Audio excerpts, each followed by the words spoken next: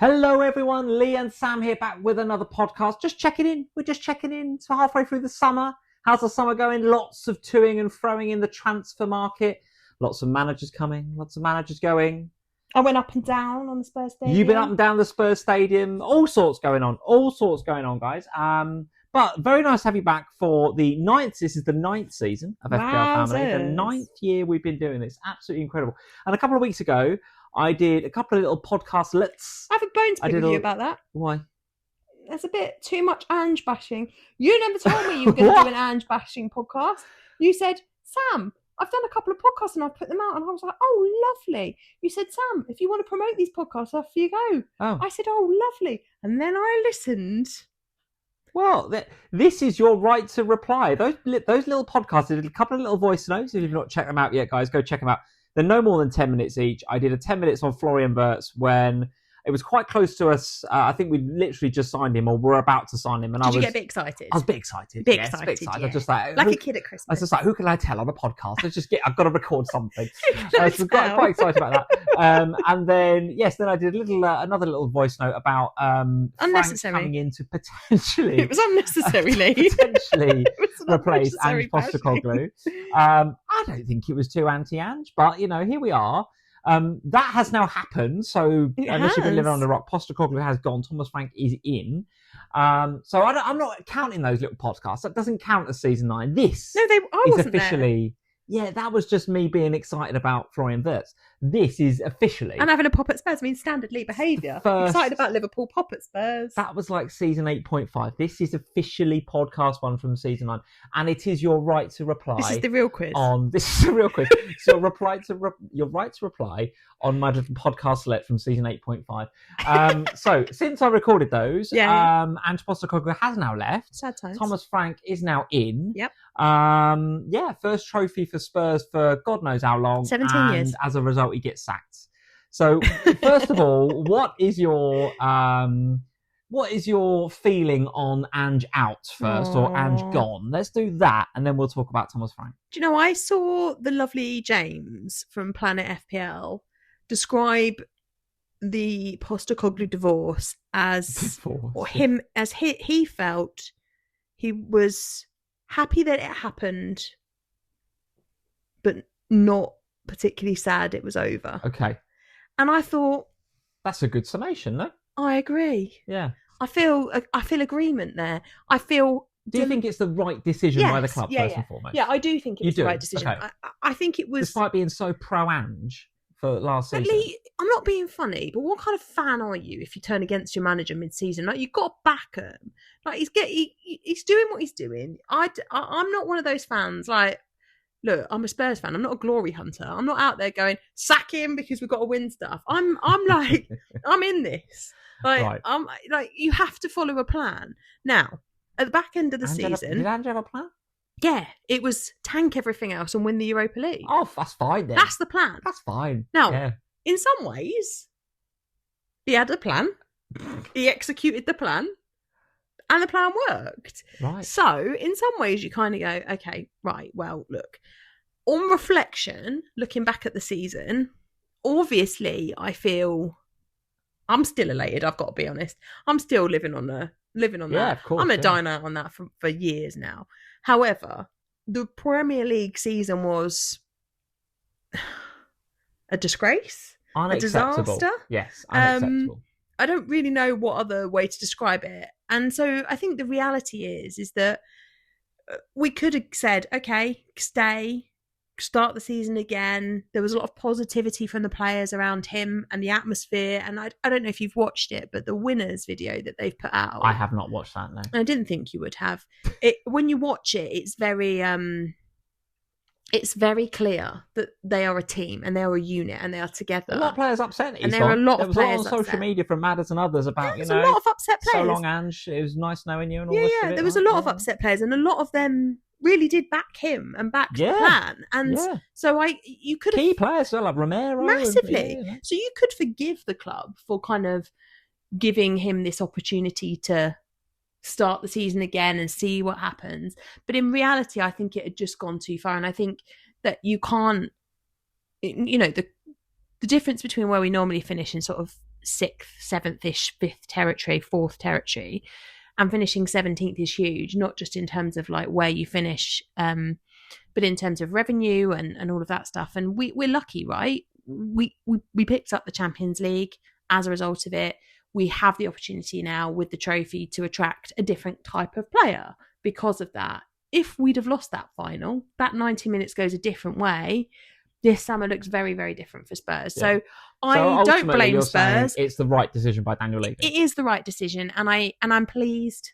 I'm very, very pleased with the replacement. If anyone was going to come in, apart from obviously my loyals to good old Poch, I think Thomas Frank is, well, spoiler alert for the rest of this pod, because that's what we're going to be talking about, but I think it's a good appointment. Yeah, I agree. I think Daniel Levy's done exactly the right thing, which is take the emotion out of the decision, because it was emotional. You're winning trophies, and of course it's emotional, but he's taken the emotion out of it and gone, 17th is not acceptable. And if you look back across the season, you know, the Ange ball system, it is who we are and it's how we play and it's my system, and if you don't like it, that's tough, it's my system, clearly doesn't work. It clearly didn't work. It was flogging the players to death. And he only changed it when 2/3 through the season he realised, actually, this ain't going to work, and I should probably focus on the cup and win that. And I don't know. I thought he was so, throughout the season, so tactically inept and so couldn't adapt in games. So therefore, here comes the Ange bashing again. Well, I'm right, and I think I'm right.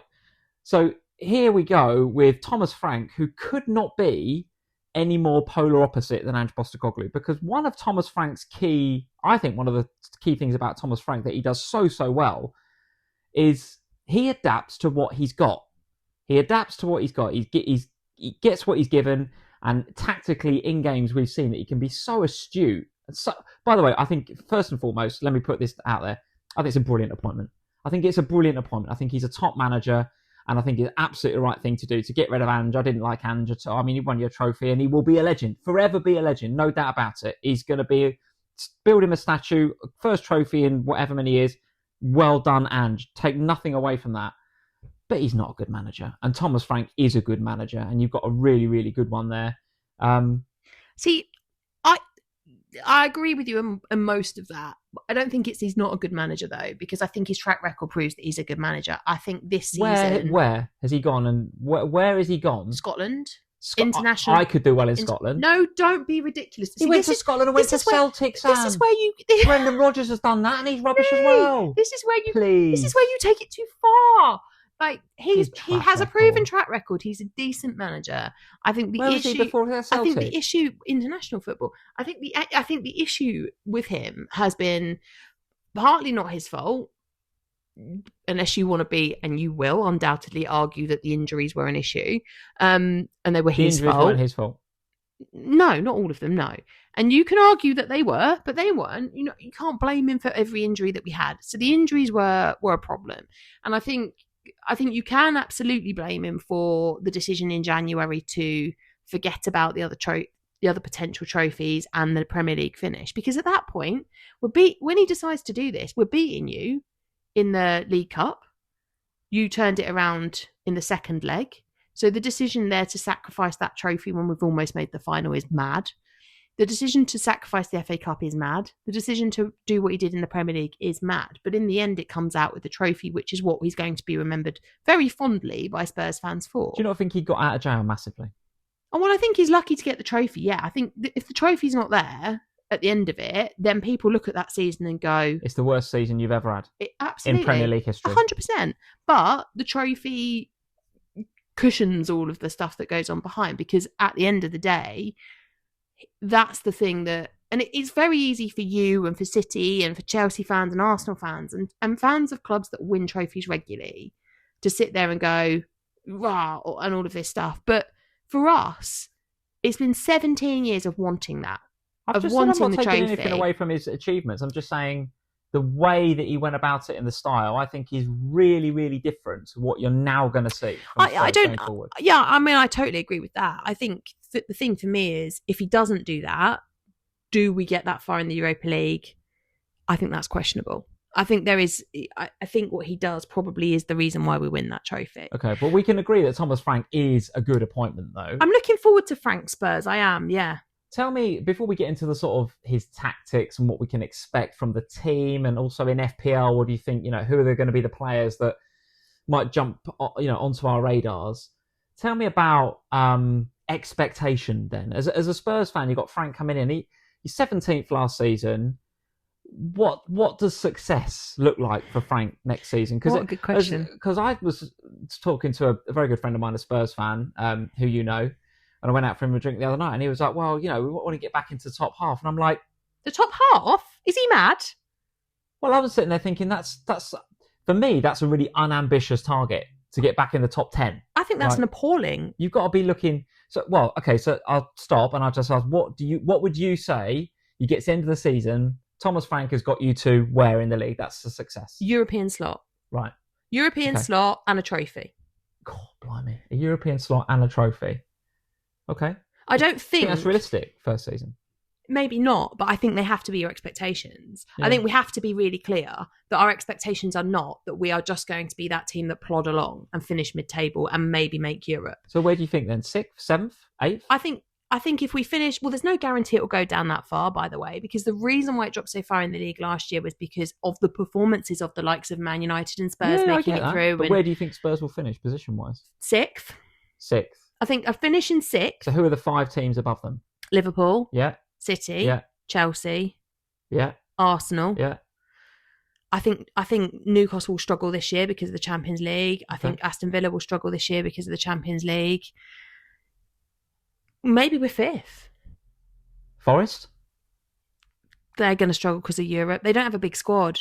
Man United maybe come back from the dead. You're relying on a lot of teams struggling in Europe when Spurs might well struggle in Europe. We absolutely might, yeah. But I think we have, when you look at, well, I guess the transfer market and what we do over the summer is going to play a big part in where I think we finish overall. But for me, I think your expectations with Frank have to be set at, you come in, our expectations are European football, and we expect trophies now. And that, if he doesn't get that in his first season, then okay. But European football is a must. Okay. All right. Okay. All right. Then tactically, I've already alluded to. I think he's a very good tactician. I think he adapts really well in game. I think he uses his players in exactly the right way. I think he's very good with younger players as well, which I think will benefit you, because I do think you've got some very, very good young players. I said before on our Sunday nights last season when we were talking about Spurs, the fact that you had so many injuries last season and you were forced to bring in players like Bergvall and Archie Gray and players like that, and even Jed Spence come in, who's still youngish. Going into this season, the fact that those players now have got Premier League minutes in their legs, I think they could have a really good season. I've made no bones about it. I think Bergvall looks like a top player. Definitely got lots to learn and a long way to go, but looks great. And Archie Gray, Mikey Moore, a long way to go, a long way to develop. But they've got Premier League experience now because of the circumstances you found yourselves in last season. And I think those sorts of players will, knowing the little bit I do about Thomas Frank and what we've seen at Brentford, you can only think that's a positive for those younger players. I think the youngsters have got a brilliant system around them now. I'm not saying they didn't have that under Postecoglou before, but I think particularly now Frank's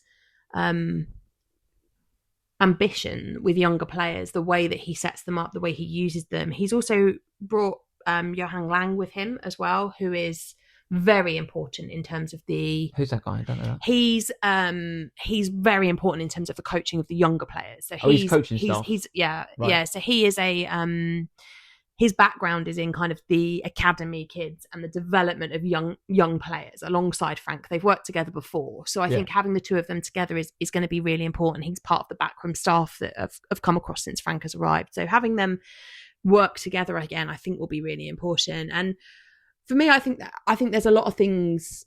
When Frank was first muted with the Spurs job, he was the one that I was like, this one I can see, because the players that we have and the way that Frank set Brentford up, I think marry so nicely together. So we have the players in play already to play the way that he set up defensively. We have the set piece potential within the squad already. We have that Damsgaard role, which is so important in the way that... Who plays the Damsgaard role? Because I agree with you, that's an important role for Brentford. Super important. Is that Maddison's role? I think it either is Madders or it's Kulu. And what happens in pre-season will be really telling for that, because what we saw over the course of last season, obviously, was Son out on the left, Solanke through the middle, and then Brennan Johnson on the right. They were the front three.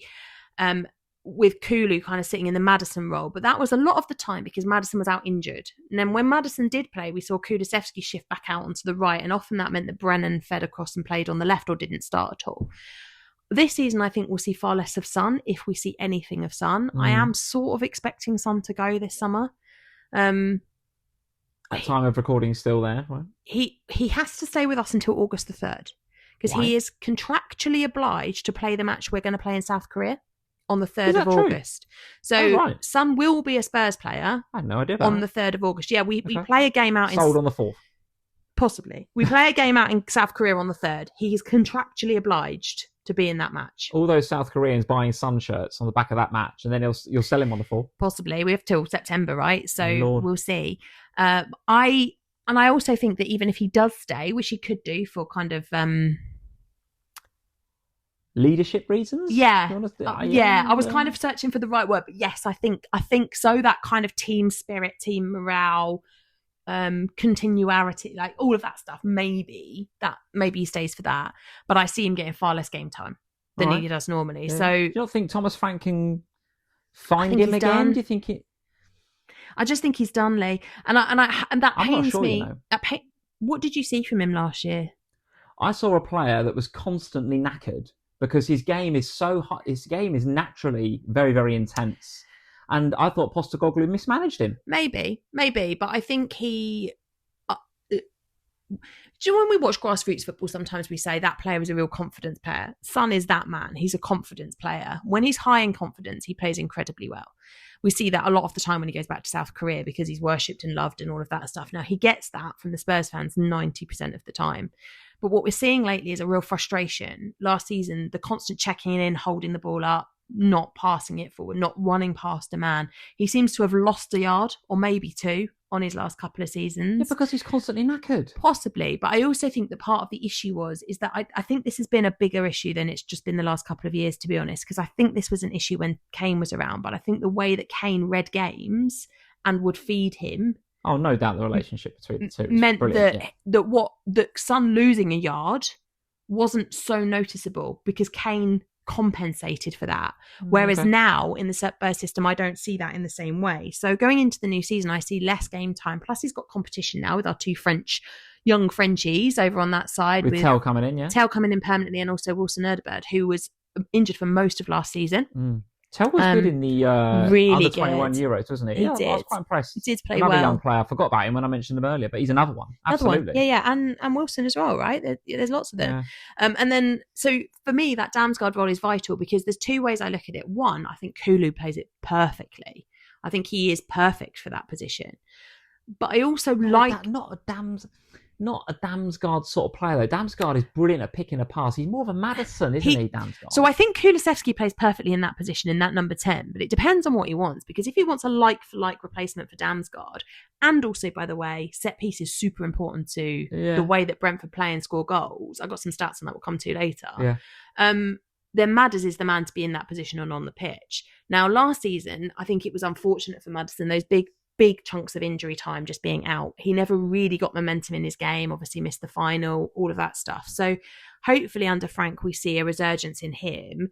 My personal preference would be put Maddison in the 10, play Kulu outright, and move Brennan over to the left and rotate Brennan. Left. Brennan's good on the left. You've got Son, Odebert, Tell, all naturally left, I think, and you're going to play Brennan there. Tell naturally wants to be a second forward, really. Right. He can be on the left, but really he wants to play with Solanke in the middle. He's a 10, is he? Yeah, more. Well, he's more of the second forward, like together. It's almost play two up top. Right. Sounds like he's going to be a utility player coming on the left, or to rest Solanke. Correct. That's what I think he's there for. I think he is the Timo Werner of this season, but hopefully better. Oh, it'd be much better than Timo. Do you not see some... Because I don't know anything about Tell other than what I've watched of him, and I do like him, good young player.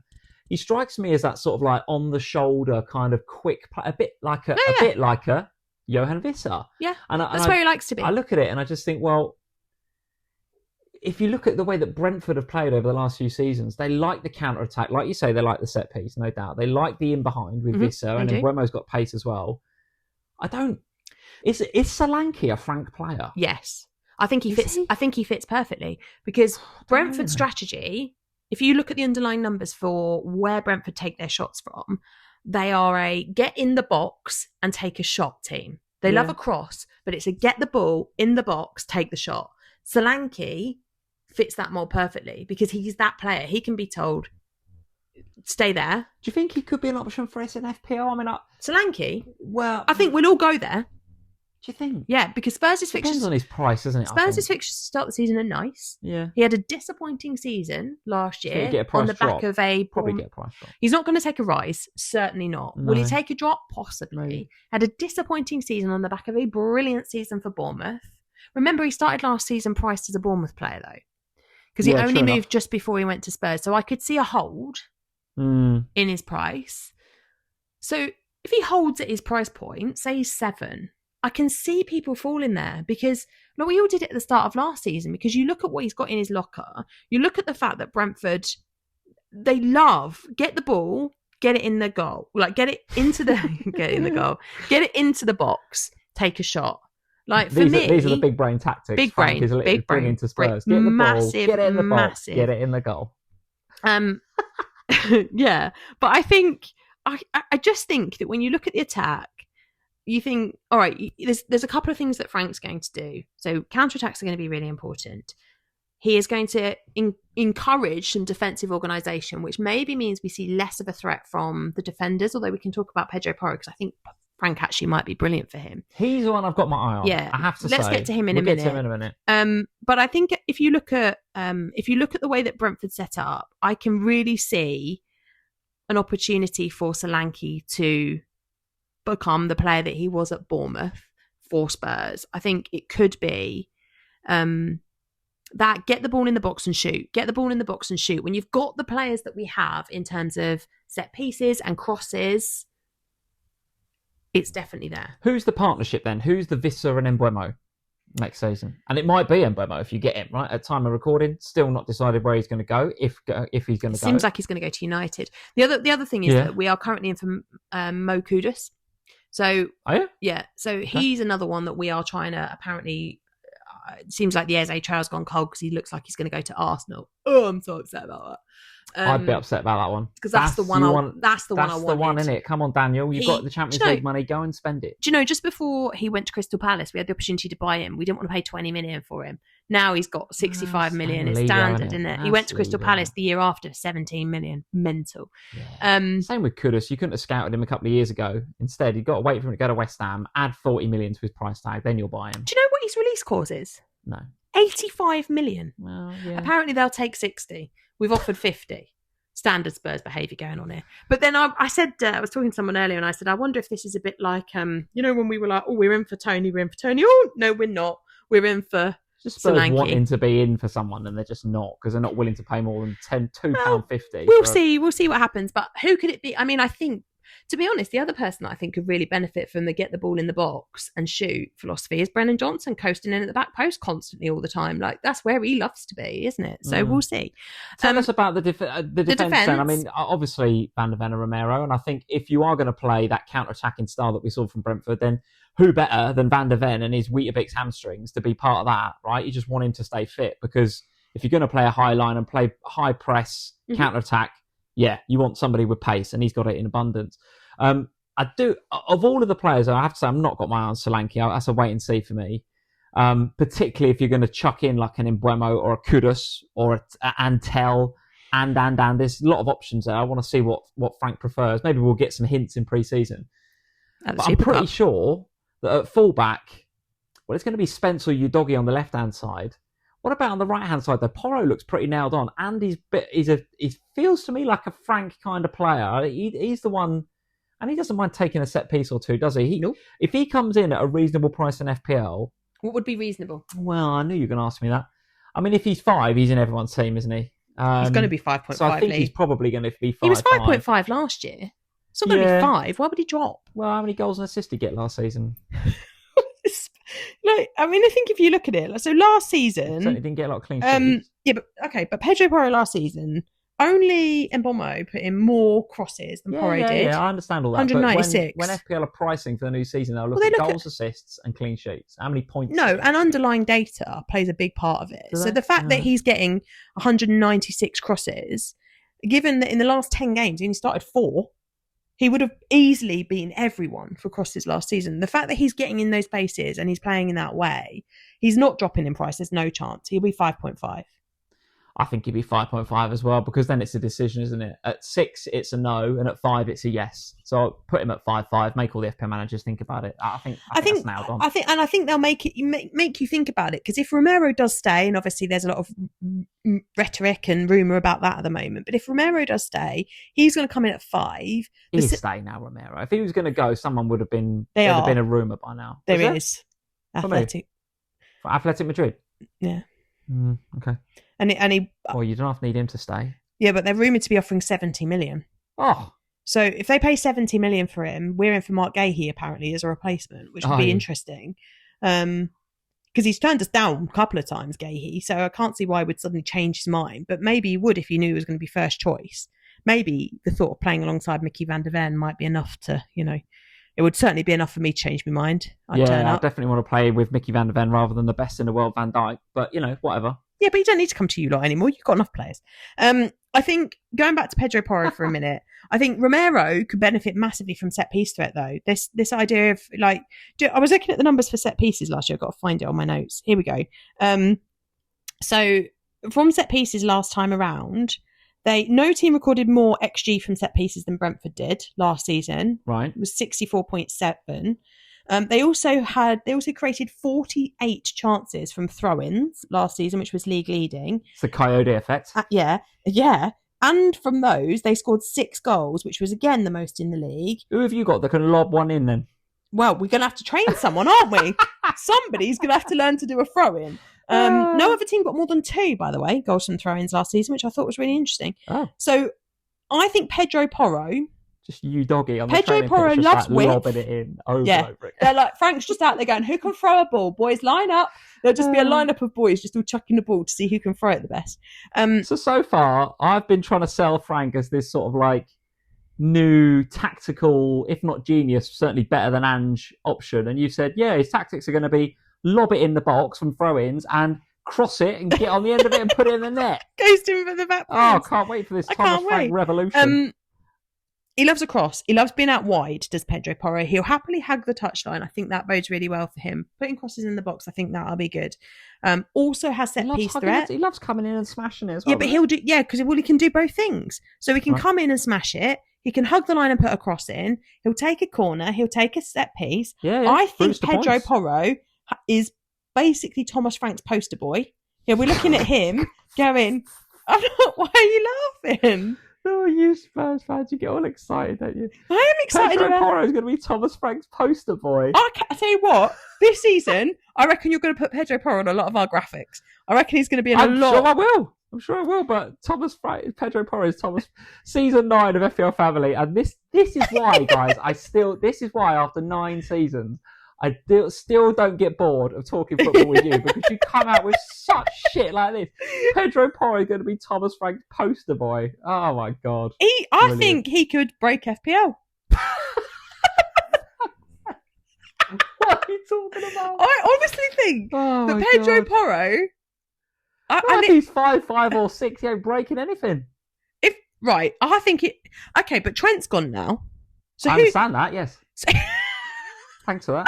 I'm a poke in the eye. I was going to talk about pricing. Yeah. So Trent's gone. Yeah. So is somebody going to replace him as the most expensive, or are they just going to have a whole... It. Porro is the new 7 million defender. Get him in your team because he's the new Frank's new poster boy. Listen to me. I'm not saying he's going to happen now. You're but what I'm saying is, get Champions League football and another trophy. Imagine if we have so just fast forward a year. Imagine in a year's time we're sat here. And Pedro Porro has been this player that I think he's going to be. He's about to have a baby as well. Life's really good for him. Everything's going well. Thomas Frank's arrived. Thomas Frank's like, you're the man. You're on this. Poster boy. You're on that. You take that corner. You go up. You do this. You put these crosses in. You said who's going to be the pairing. He could be the Spurs version of Mbeumo. Oh, wow. All right. I'm very excited about Porro under Frank. That is clear. That is clear. Final thoughts then. Final thoughts on Thomas Frank to Spurs. Obviously, you're happy. So the other thing, can I just make a... Is this a final thought, or are you going back in on Porro? I was going to talk about some other defensive points. So I'm not going to talk about Porro anymore. I was just going to talk about the fact that last season, obviously... You do this so often. I'm trying to wrap it up. And no, we don't... One more thing. Well, we don't need to wrap it up. We don't need to wrap it up yet. If they're bored, they can turn me off. But it's fine. We just give one more comment. Oh, imagine a world. What? You can't turn me off. I'm your wife.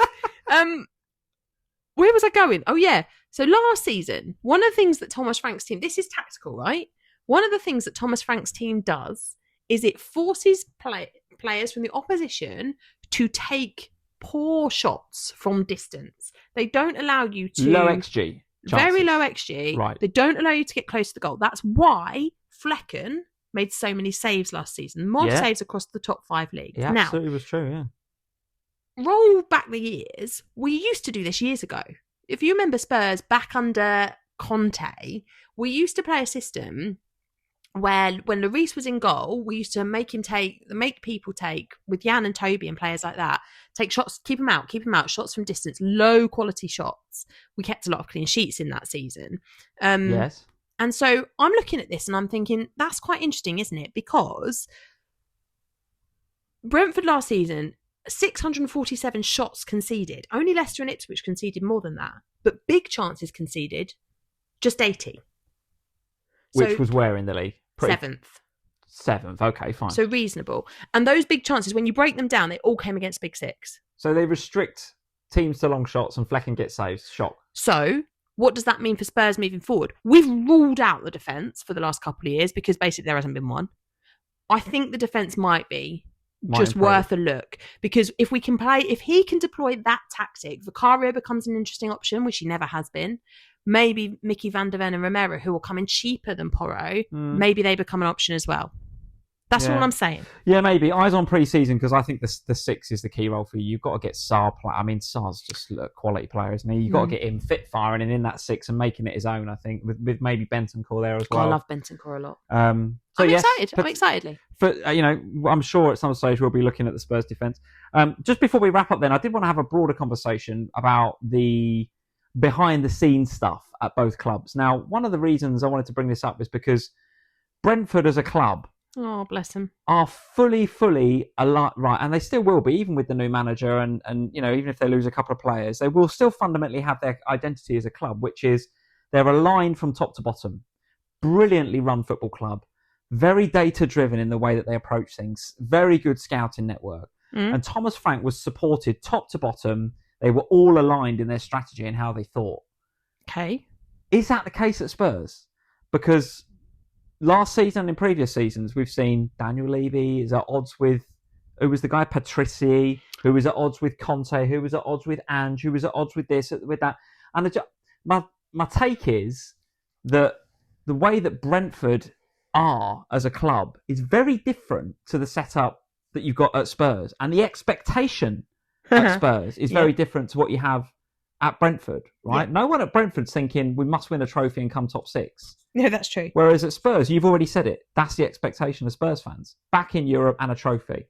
Yep. Thomas Frank's not used to that. And all I'm saying is that the environment at Brentford was there and set up specifically for him to get the best he could out of those players. And I think he did. Yes, I don't disagree. Now, is that mentality, is that mantra going to be there at a club that's very different in Tottenham Hotspur? Good question. I think in part it's the same. It's different expectations, but for Brentford, the expectations, forgive me, Brentford fans listening, but the expectations were, particularly when they first came up, stay in the league. Stay in the league, stay in the league, stay in the league. This season, the expectations, I think, by the time we got to the mid part of the season were try and qualify for Europe. And they weren't far off it. Brentford weren't far off. They just messed it up right at the end. Which was a shame, really, because I think it would have been interesting to watch him take Brentford into Europe. I think behind the scenes at Spurs, it's a very good question. Who only knows half the time with behind the scenes at Spurs? It's a mess most of the time. That's my point. The one thing I will say is that there has been big changes behind the scenes this year. We've seen new people come in. Obviously, the guys come from Arsenal. We don't like to talk about them, the noisy neighbours. You can't just skirt over that, right? Vinay, whatever his name is, has come in from Arsenal. Yep. He's the new CEO. I wasn't going to scout over it. He's ruffled feathers. He's got rid of that Donna Cullen or whatever her name is. Well, she's left. Who's been there for years and years and years. She was Alan Sugar's right-hand lady. And she's been there all that time. To say the least, it's changing. You use the word, it's a bit messy at Spurs. And with respect, it's not at Brentford. No. Brentford is not like that. It's not. But I also think that part of the issue at Spurs, and, you look over the course of the last season, and there was a lot of unhappiness from a lot of Spurs fans, a lot of protesting before and after games. Yeah. Now, one of the things that they were unhappy about is the way the club was being run and the decisions that were being made. Now, the one thing I will say, whether you like Daniel Levy or not, they have made some difficult decisions this year. They have parted company with some of the big names behind the scenes, and they've brought new blood in. So that suggests to me a bit of a turning of the tide, a bit of a change in the way that the Spurs hierarchy behind the scenes is working. Now, will that work? I don't know. But you never really know when there's a change of hierarchy at the top, because you never really know what you're going to get. But what I will say is this summer, they made a decision. They stuck to the decision. They went out. They got their man. And they do seem to be working in unison together. Frank said he wanted to come with certain people, and they made that happen.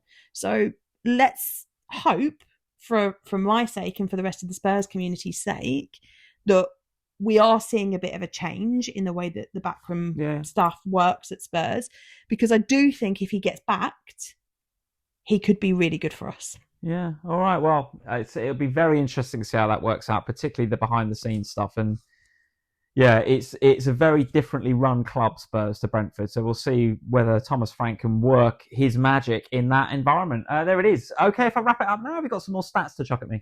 I can talk about other things. What would you like to talk about? No, it's fine. This was a Thomas Frank Spurs podcast. So. I've enjoyed myself. I think, sometimes it's just okay to just accept that Pedro Porro is about to become your favourite person. You heard it here first, guys. Pedro Porro. Doesn't matter what price he is, guys. Get him in. Can I just suggest that everyone, when the game goes live, just auto pick.